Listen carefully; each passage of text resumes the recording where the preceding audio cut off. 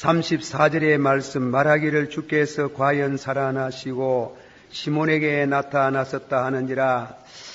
1994년도 부활절을 맞이해서 여러분과 여러분의 가정에 은혜와 평강이 같이 하시기를 축원합니다. 부활신앙을 가지고 또 부활신앙의 확신을 얻으며 또 동시에 여러분 신명과 생활 속에서 부활신앙의 징표를 가지고 사는 성도가 되어지기를 거듭 축원합니다. 영국의 신앙의 시인 T.S. 엘리오트가 웨이스트랜드 항무지라는 시에 사울은 가장 잔인한 달 라이락 꽃을 죽은 땅에서 피우며 추억과 욕망을 뒤섞고 봄비로 할기 없는 뿌리를 일깨워 준다는 그런 시가 있습니다. 제가 시인이 못되나 그저 영문학에 나타난 시 한 토막을 소개하는 것입니다. 사울은 잔인한 달이라고 했습니다. 역사 가운데 가장 잔인했다면은 예수 그리스도를 십자가에 못 박은 그 달이야말로 그 이상 더 잔인할 수 없지요. 그러나 그 가장 잔인한 사울에 예수님께서 죽음을 깨치고 사망 권세를 파괴하시고 영광스럽게 부활하셨다는 것은 더할 나위 없는 우리 인류에게 큰 소망과 기쁨을 안겨준 달이기도 합니다. 오늘 주신 그 말씀을 통해서 예수 그리스도께서 부활하심에 대한 말씀을 묵상하면서 함께 은혜를 받고자 하는 것입니다. 첫째로 말씀을 드리고 싶은 것은 죽음이 무엇이냐? 죽음에 대한 묵상. 성경 말씀 전도서 7장 1, 2절 말씀 가운데에 죽는 날이 나는 날보다도 낫다. 그건 아주 역설적인 말씀이 되겠습니다. 그러나 준비된 성도야말로 나는 날보다도 죽는 날이 더 낫다고 부활 소망을 가진 사람들, 부활의 소망을 가진 분들은 죽는 날이 나는 날보다도 더 낫다고 우리는 그렇게 믿어집니다. 죽음이 무엇이냐? 제 집에 이 얘기를 말씀해서 죄송합니다. 저는 우리 어머니께서 근자에 세상을 떠나신 거 여러분들께서 조문해 주시고 위로해 주신 것을 거듭 감사를 드립니다. 제가 어머니 마지막으로 가면서 별로 효도 못하고 그런 사람이 어머니에게 가장 좋은 효도가 무엇인가? 마지막에 은혜롭게 죽음을 죽음답지 않게 주 앞에 서는 것입니다.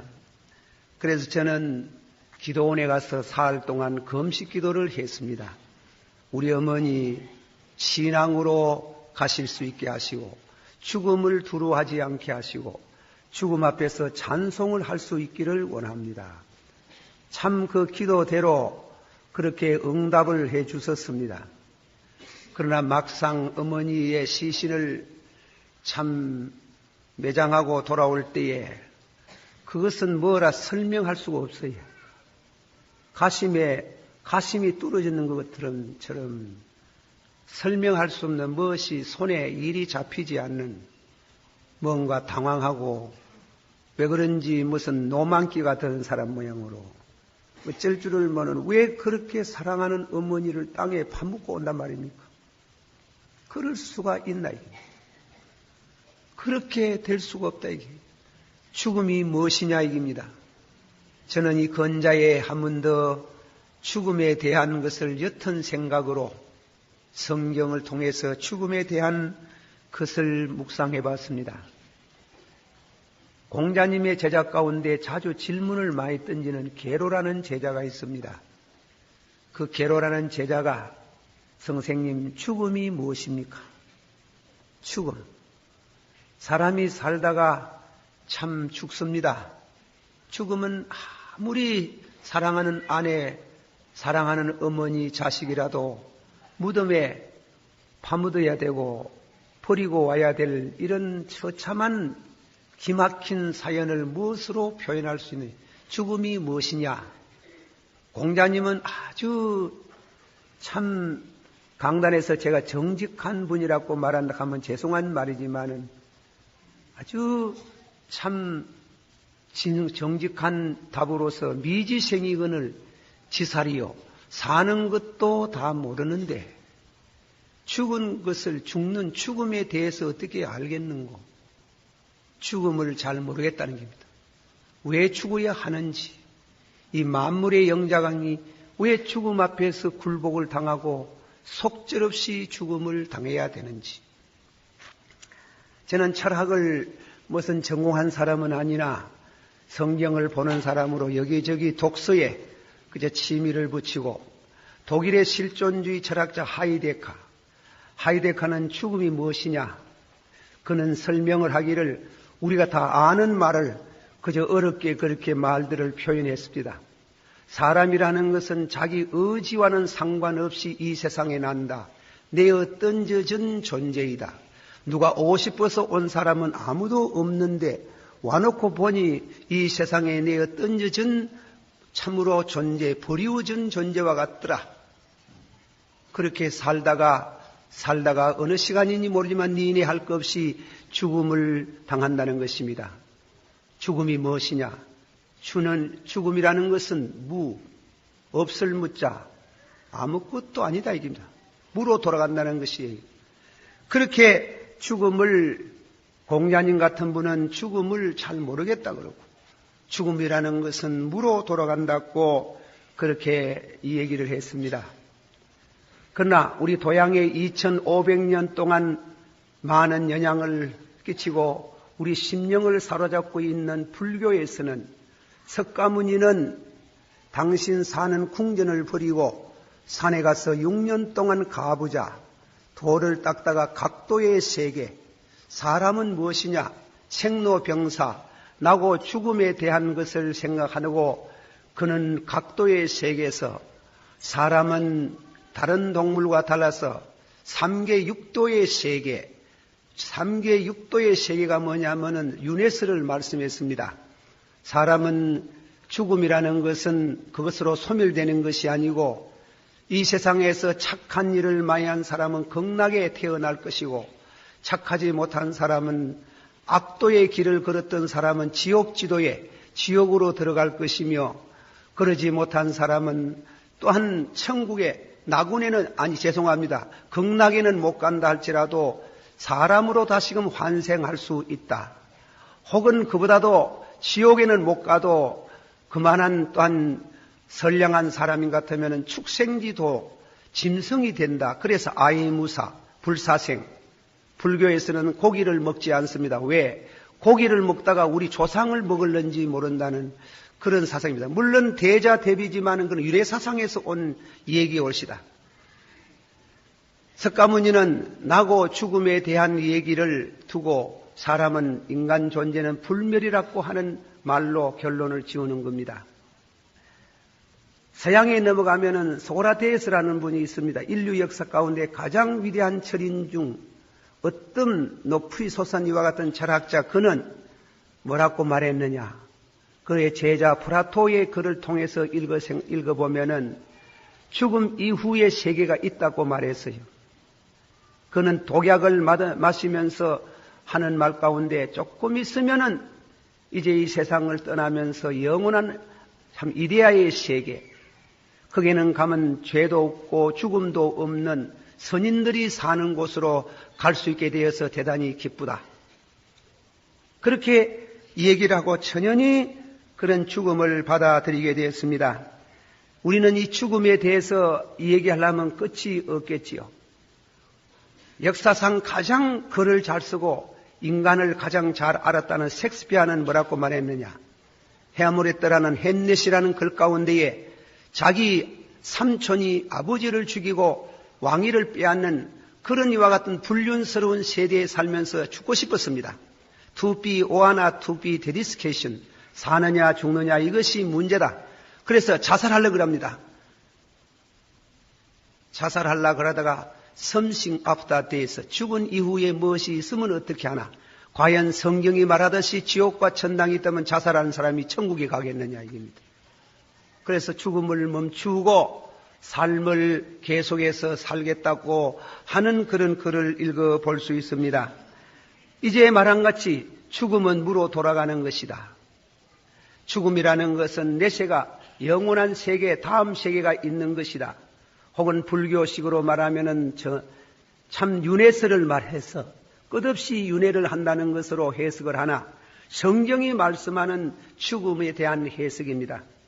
창세기 2장에 돌아가서 창세기 2장에 보면은 말씀하기를 하나님이 아담과 해와에게 하시는 말씀이 동산에 있는 모든 실과는 다 먹되 선악과를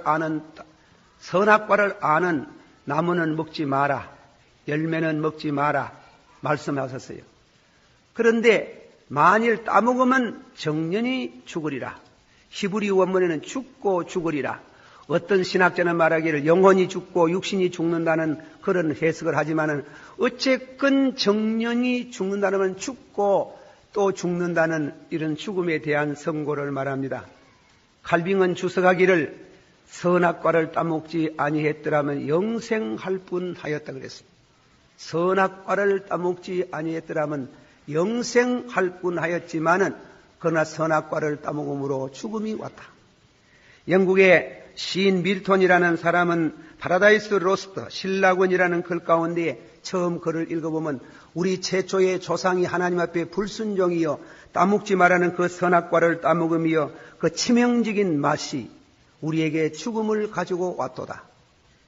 한미 우리를 회복하실 분이 나타나실 때까지 이 노래를 불러봅시다. 우리를 회복하실 분이 나타나신다는 겁니다. 우리 인간의 힘으로는 이 죽음의 맛을 극복할 수 없다는 겁니다. 이렇게 성경의 말씀을 중심해 가지고 성경을 해석하는 같은 그 시에서는 우리 하나님 앞에 조상이 불순종하고 따먹지 말라는 선악과를 따먹음으로 그 치명적인 맛이 우리 인류에게 죽음을 가지고 왔다. 그래서 죽음이 왔는 겁니다. 사람은 나서 또 죽고 그래서 창세기 5장 보면 아무리 오래 살아도 600세를 살고 700세를 살고 800세를 살고 900세를 살아도 결국은 사람은 죽음을 면치 못하는 이런 끔찍한 사망의 엄침한 꼴짝에 우리가 살아야 된다 이겁니다. 그런 죽음을 성경에는 고린도전서 15장 26절에 인간의 최후의 원수라 그랬습니다. 이럴 수 없는 원수이라는 것입니다. 그 죽음에 대한 극복, 그 죽음을 파괴하시고 이기신 것이 오늘 아침에 주어진 말씀, 예수 그리스도께서 사망의 권세를 이기시고 부활하신 그 영광스러움을 우리는 하나님 앞에 찬양과 영광을 돌립니다. 그러면 예수 그리스도의 부활이 혼자 단독 행위뇨? 우리에게 아무런 상관이 없다면 우리는 예수 믿을 필요도 없고 신앙생활이 필요 없겠지요. 그러나 성경이 말씀하시기를 예수 그리스도의 죽음과 부활은 우리에게 밀접한 관계가 있습니다. 예수 그리스도의 죽음은 우리의 죄악을 위해서 죽는 죽음이요. 예수 그리스도의 부활은 우리의 의를 위해서 영생의 소망을 위해서 장차 부활에 대한 예표로서 예수 그리스도께서 죽은 자 가운데 살아나신 것을 믿으시기를 축원합니다.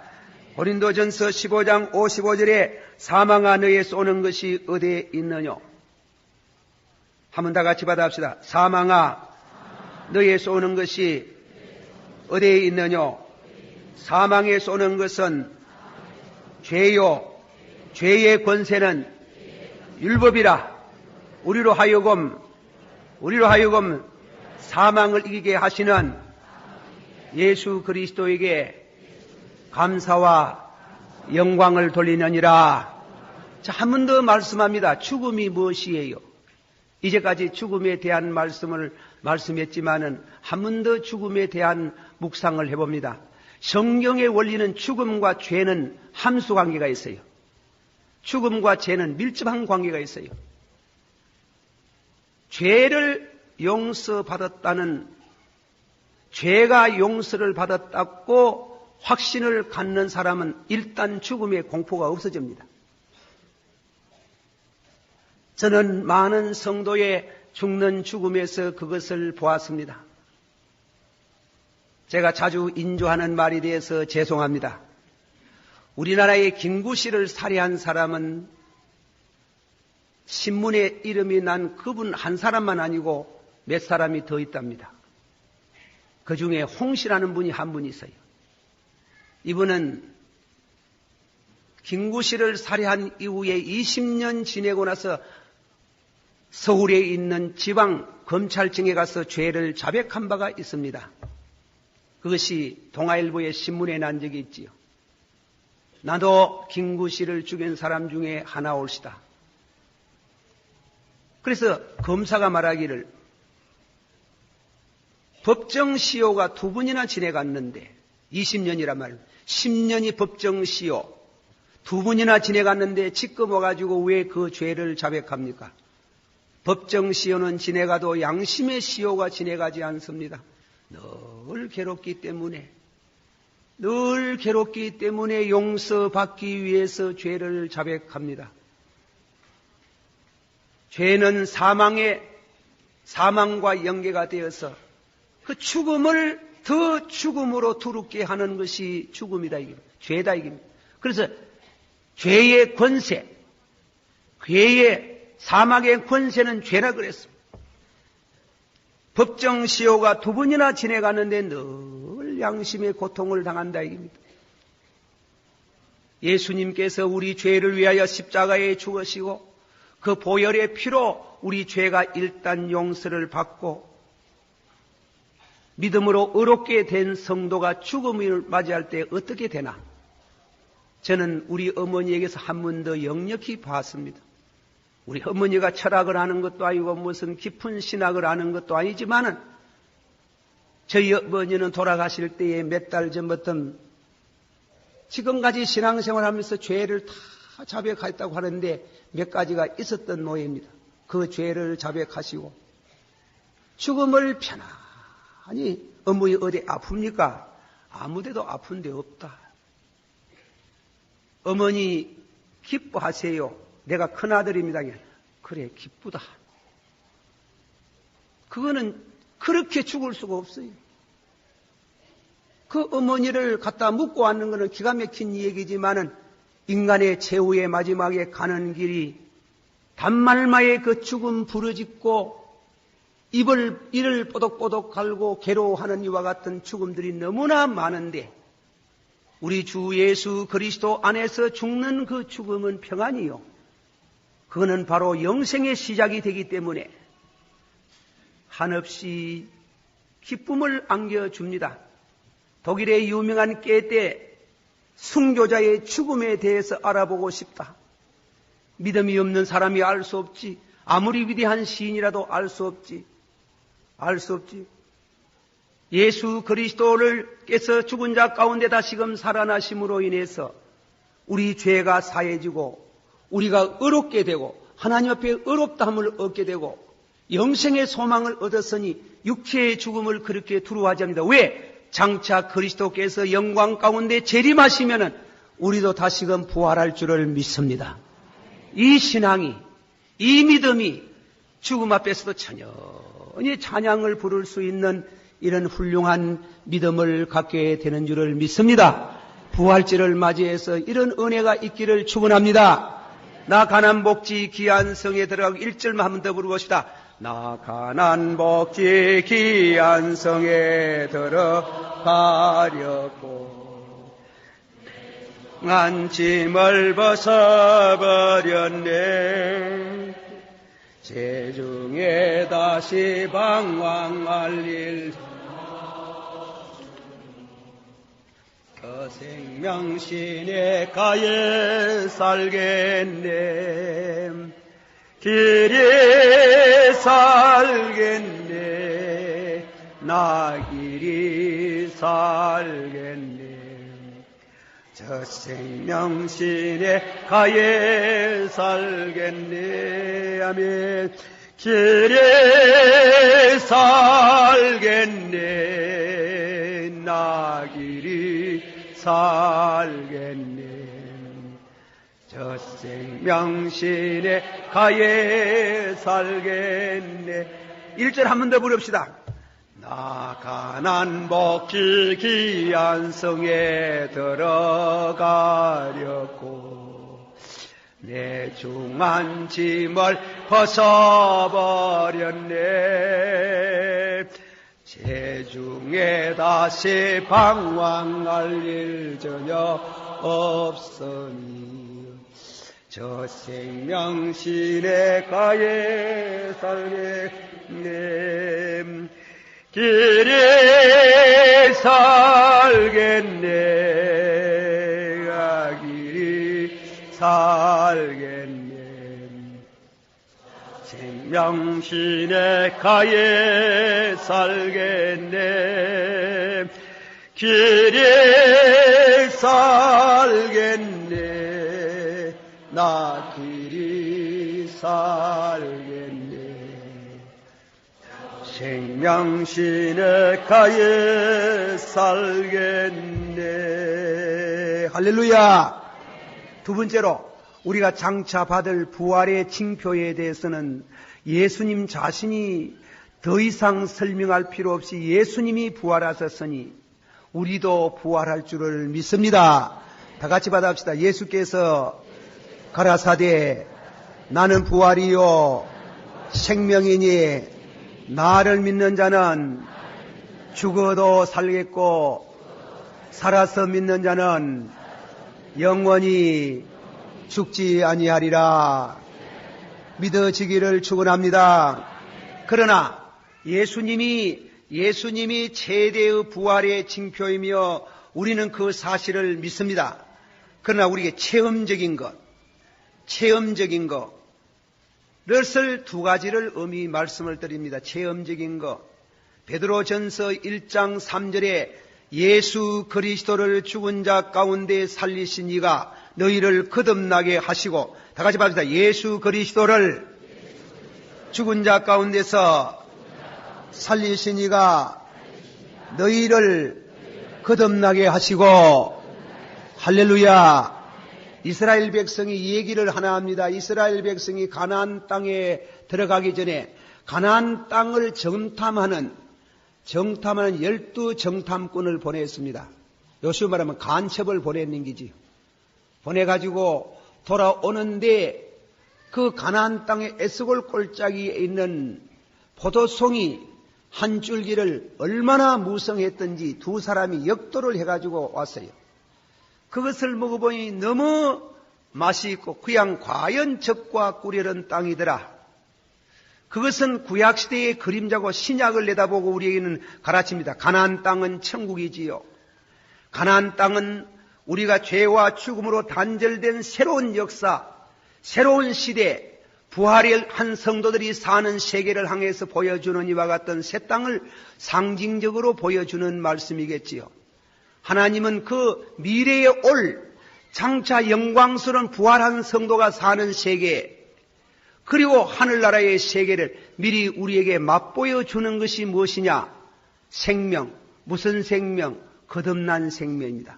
다 같이 받아봅시다. 예수 그리스도를 죽은 자 가운데서 살리신 이가 너희를 거듭나게 하시고, 한 번 더 신기한 능력으로 생명과 경건을 주셨으니, 이 말씀은 중생 우리가 거듭나는 것은 예수 그리스도를 죽은 자 가운데서 살리신 그 권능이 우리를 거듭나게 하시는 줄을 믿으시기를 바랍니다.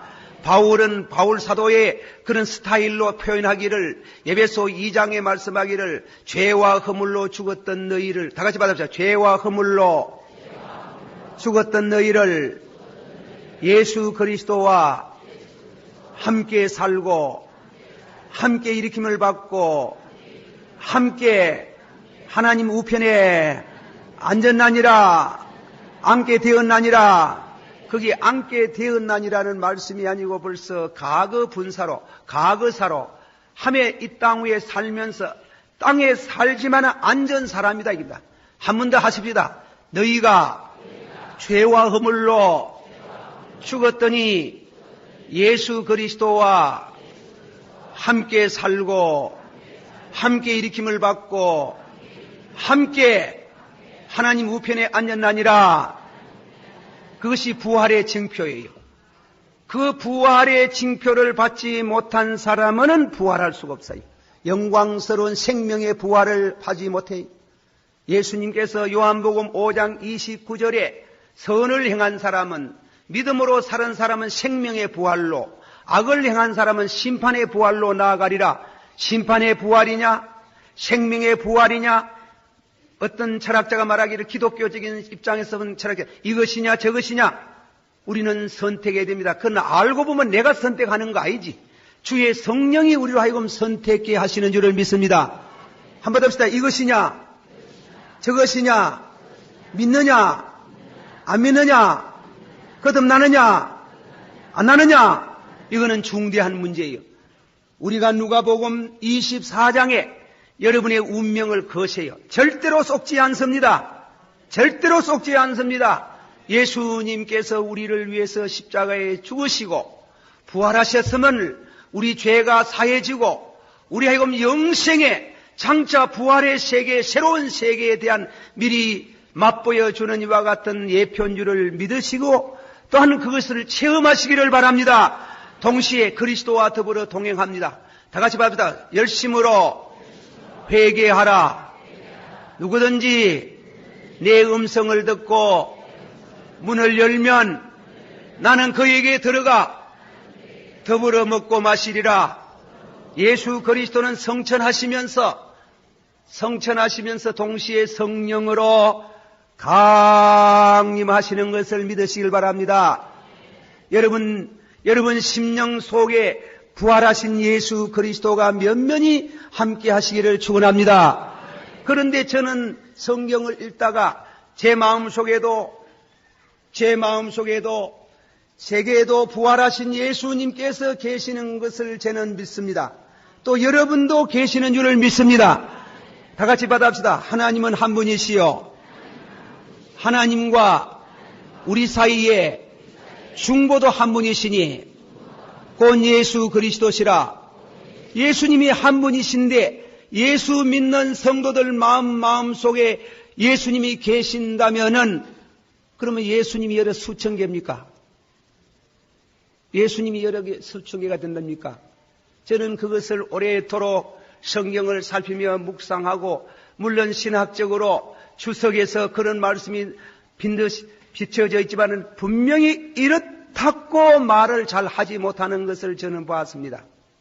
그렇다고 김덕신 목사의 그런 주석이 무슨 세계적인 주석가가 될 수는 없고, 그러나 성경을 읽어보면 그 진리가 분명합니다. 그것이 확실합니다. 제가 예화가 하도 많지 못해가지고 여러분 했던 예화 또 드려서 죄송합니다. 이 설교 길게 한다고 들은 대보고 얘기합니다. 좀 짧게 하라 하는데 짧게가 되지질 않아요. 여러분 집에 가면 뭐 하랍니까? 텔레비 보잖아. 죄송합니다. 옛날에 텔레비가 처음 났을 때에 텔레비를 사가지고 식구들이 앉아가 보니 천문이 그리 보니 참 재미있습니다. 재미있는데 그때 텔레비에 연속극이 나왔는데 여로가 나왔어요. 여로. 그 여로를 보니 어떻게 재미가 있는데, 그 달준 씨라는 분이 태연실 씨를 그렇게 괴롭히 사는 걸 보고 얼마나 안타까워하고 저럴 수가 있나 그랬어요. 그러나 얼마 지내고 나서 아버지여 성경을 깨닫게 하심을 감사합니다. 여러분 보세요. 태연실 씨가 한 사람뿐이잖아. 이게 강단에서 배우 얘기해서 미하면 배우도 그분 예수 잘 믿는다 갑자기 구원사라 하대 요즘. 그래가지고 태연실 씨가 서울의 MBC 스타디움에서 연기를 혼자 하잖아요. 그러나 전국에 텔레비가 있는 집에는 태연실 씨가 다 비치는 겁니다. 1000개도 좋고 10,000개도 좋고 100,000개도 좋고 1,000,000개도 좋듯이 그거는 이 세상의 물질 가운데 가장 신비스러운 게 나는 텔레비라고 봐요.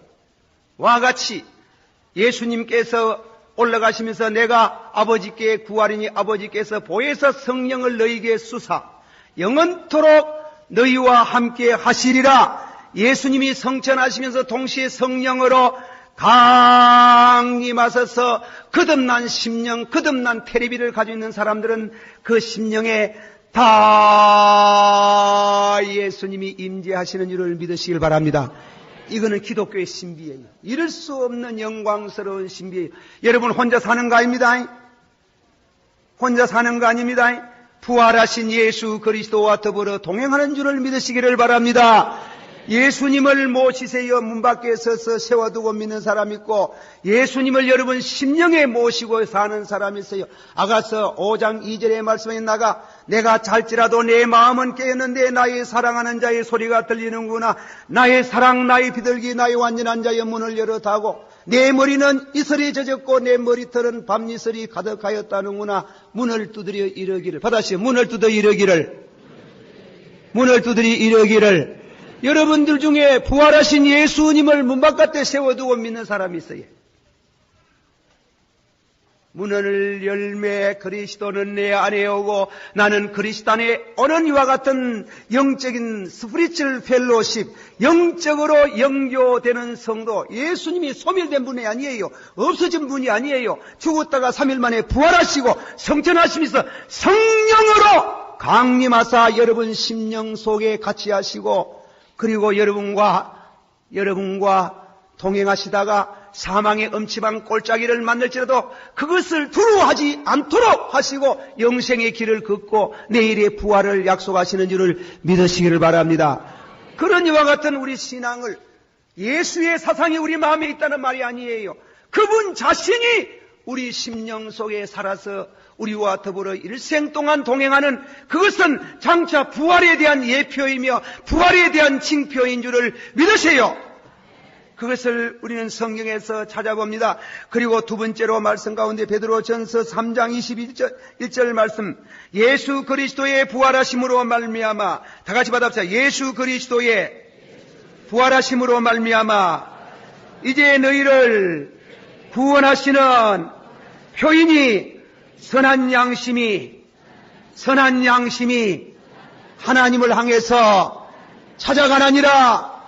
진실로 부활의 징표 가운데 두 번째로는 죽었던 양심이 살아나는 겁니다. 그 양심이 그리스도를 향해서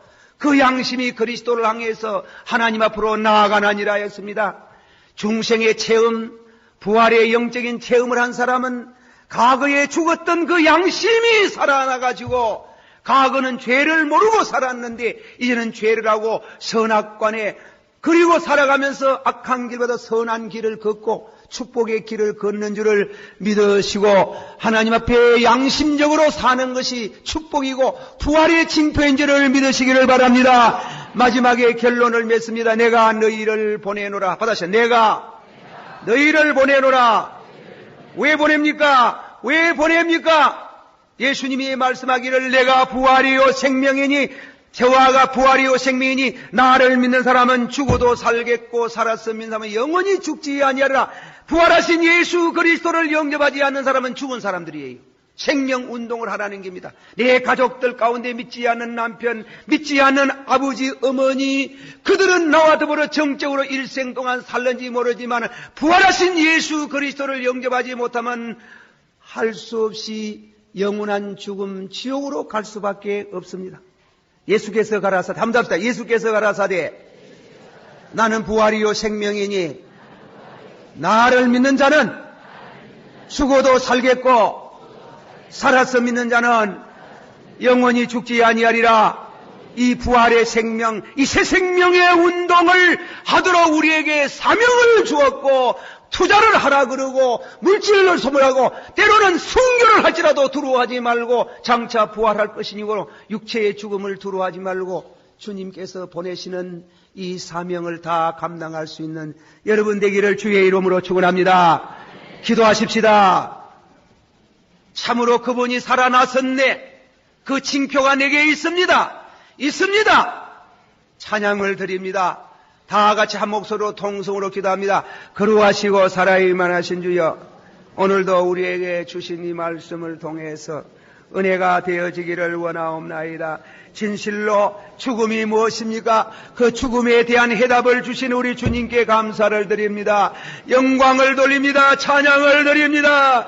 주여, 이 시간도 강구하오니 부활의 징표로서 물과 성령으로 거듭나게 된 것 같이 예수 그리스도의 부활 그 능력으로 우리를 또 거듭나게 하사 산 소망이 가지게 하여 주시고, 양심이 또한 아버지 죽은 자 양의자로서 양심이 되살아서 착한 선한 일을 하게 하시는 이런 이와 같은 거듭난 생명의 길을 걷게 하시는 우리 주님께 감사합니다. 복음을 전하기를 합니다. 새 생명 운동을 하기를 원합니다. 전도하기를 원합니다. 죽은 아버지 내 가족들 내 식구들에게 이 생명의 진리 복음을 전할 수 있고 예수님을 전할 수 있는 이런 은혜와 축복이 있기를 원합니다.